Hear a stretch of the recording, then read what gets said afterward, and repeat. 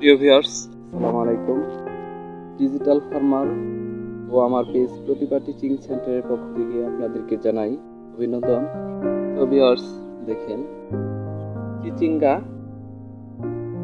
আপনারা যারা চাষ করেন তাদের জন্য একটি বিষয় যে চিচিঙ্গার যে বাজার দর তা খুবই সন্তুষ্টজনক। 1400 থেকে 1600 টাকা মন পর্যন্ত বর্তমান বাজারে রয়েছে। আমি আহ,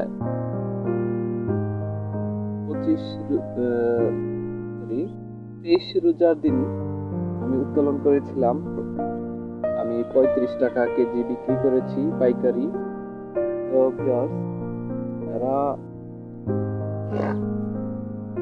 এই চিচিঙ্গা চাষ করতে চান তারা অবশ্যই আহ, নভেম্বর থেকে ডিসেম্বরের মাঝামাঝি সময়ে আপনারা এই চিচিঙ্গা চাষ করবেন। কোন জাত চাষ করবেন? তো চিচিঙ্গা আমার জানা মতে দুটি কোম্পানির জাত খুবই আহ, ফলনশীল।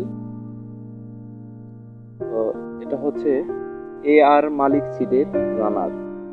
এটা খুবই আপনারা যে দেখতে পাচ্ছেন খুবই সন্তুষ্টজনক একটা ফলন আমি পাচ্ছি ইতিমধ্যে। বাজারও ভালো রয়েছে। এছাড়াও আরেকটি রয়েছে লালতির কোম্পানির পদ্মা। এই পদ্মা বীজটি খুবই লাভজনক, ফলনশীল এবং কি ভালো রোগ প্রতিরোধ সহনশীল। তো এগুলোতে রোগ, চিচিঙ্গাতে রোগ নেই বললেই চলে। শুধু আপনার যে হানামাছি, যেটা মাছি পোকা, এটার একটু উপদ্রব রয়েছে। তো এটার জন্য আপনারা সিনজেন্টা কোম্পানির সবিক্রন ব্যবহার করতে পারেন। সবিক্রনটা আপনারা প্রতি লিটার পানিতে 1 মিলি হারে দিয়ে স্প্রে করবেন। সপ্তাহে একবার দিলেই যথেষ্ট। তো আমিও সবিক্রন ব্যবহার করতেছি। তো আপনারাও চাইলে এটা ব্যবহার করতে পারেন, চাষ করবেন। আর সারের যে বিষয়টা সেটা হচ্ছে আপনারা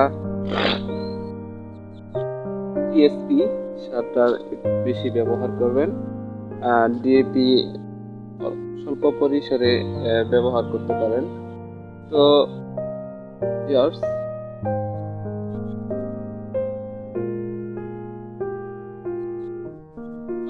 আপনাদের মাঝে আমি ব্যস্ততার কারণে আসতে পারি না। তো দেখেন এই যে পাশে প্রচুর সুন্দর এক একটা সাইজ দেখেন। যে চিচিঙ্গাটা 1 ফুটের প্রায় 1.5 ফুট লম্বা হয়েছে। অনেক ওজনেও ভালো। তো আমি 10 শতক জমি চাষ করেছি। প্রতি বছরে আমি চাষ করি স্বল্প পরিসরে। তো আমি ভাবলাম যে বিষয়টি আপনাদের মাঝে শেয়ার করি, হয়তো আপনারা চাষ করতে পারেন, উদ্বুদ্ধ হতে পারেন। তো অবশ্যই জাত হিসেবে আপনারা নির্বাচন করবেন এয়ার মালিক সিড অথবা লালতির কোম্পানির পদ্মা। এয়ার মালিক সিডের হচ্ছে রানার। এই দুইটা জাত যে কোনো একটি আপনারা চাষ করতে পারেন নিঃসন্দেহে। খুবই আহ, ফলনশীল একটি জাত। তো ভিউয়ার্স, আজ আর কথা না বাড়িয়ে এখানে শেষ করছি। আর এই জাতটা রোপণ করবেন নভেম্বর থেকে ডিসেম্বরের মাঝামাঝি সময়।